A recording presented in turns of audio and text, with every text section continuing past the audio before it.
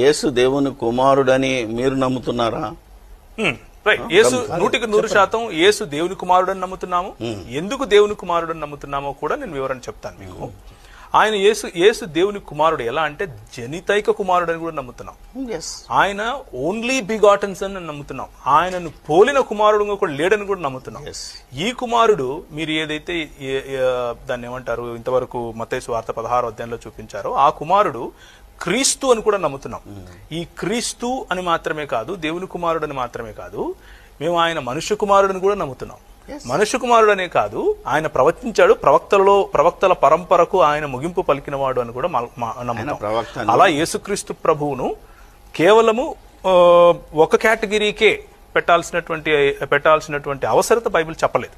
Bible ఏం చెప్తుంది అంటే సమగ్రంగా యేసుక్రీస్తు ప్రభువుని గనక చూస్తే యేసుక్రీస్తు ప్రభువులో తండ్రి